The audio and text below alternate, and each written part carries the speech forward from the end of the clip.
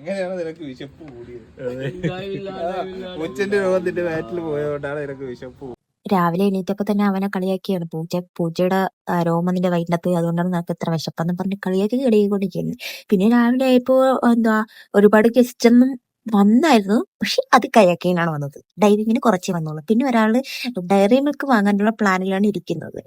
പിന്നെ ആള് diary milk ഒക്കെ വാങ്ങാൻ ശ്രമിച്ചു, ഒരാൾ പൈസ മോട്ടിച്ചുകൊണ്ട് പോകുകയാണ്, അതായത് നമ്മുടെ ഇൻസ്ട്രക്ടർ. പിന്നെ അവര് ഡയറി മിൽക്ക് വാങ്ങിക്കാൻ പറഞ്ഞു വിട്ടു. കാരണം എന്താ, ഇന്ന് വാലന്റൈൻസ് ഡേ ആ. പിന്നെ ഡൈവൊക്കെ കഴിഞ്ഞ് വന്നിട്ട് ഇന്നൊരു പണി ഉണ്ടായിരുന്നു. നമ്മളുടെ ലാക്ക് ലഗൂണിന്റെ ബോർഡ് ഏതോ അല്ല, ഒരു കെട്ടിടം പണിയാണ്, റിസോർട്ട് അങ്ങനത്തെ പണിയാണ്. അതിന്റെ ബാക്കിലാണ് ഇപ്പോൾ ഉള്ളത്. അതിനെ പൊളിച്ചു മാറ്റി അടുത്ത സ്ഥലത്തോട്ട് വെക്കണം, അതാണ് പണി. അവസാനം അത് പണിഞ്ഞ് അവരവിടെ ജീവനോടെ ഉണ്ടോന്ന് എനിക്കറിയത്തില്ല. കുറേ നേരം അവന്മാർ കുത്തിയും കുഴച്ചും ഒക്കെ എടുത്താണ് അതിന്റെ പണി നോക്കിയത്. അവസാനം പണി ചെയ്ത് ഇൻസ്ട്രക്ടർ വരെ പണി ചെയ്യാൻ തുടങ്ങി. ഇൻസ്ട്രക്ടറിനെ കൊണ്ട് പണി ചെയ്യിപ്പിക്കുന്ന ഈ ഡൈമാസ്റ്റേഴ്സ് എല്ലാവരും നോക്കി നിൽക്കുന്നതാണ് പിന്നെ നിങ്ങൾ കാണാൻ പോകുന്നത്. കാരണം വേറെ പണിയില്ലാത്തതുകൊണ്ടാണ് തോന്നുന്നു, പുള്ളി പണിയെടുക്കുന്നുണ്ട്. അപ്പൊ ഞാൻ ചോദിച്ചു, ഇൻസ്ട്രക്ടർ ജോലി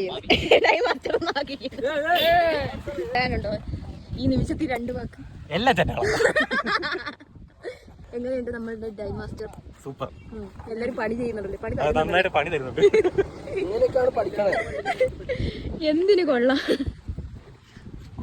പിന്നെ അതൊക്കെ കഴിഞ്ഞതിന് ശേഷം പുതിയ സ്ഥലത്തോട്ട് നമ്മളുടെ ലാഗ്ലഗുണിന്റെ ബോർഡ് മാറ്റിയിരിക്കുകയാണ്.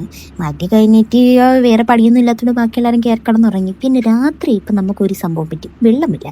കുടിവെള്ളം അത് പ്രശ്നമാണ്. അതുകൊണ്ട് നമ്മൾ എന്ത് ചെയ്യാൻ പോകുന്നു? അവൽ മിൽക്ക് കുടിക്കാൻ പോകുന്നു. വേറെ വഴിയില്ല. പണ്ടാരുടെ അപ്പൊ ഇത്രയുള്ളൂ. Okay, by.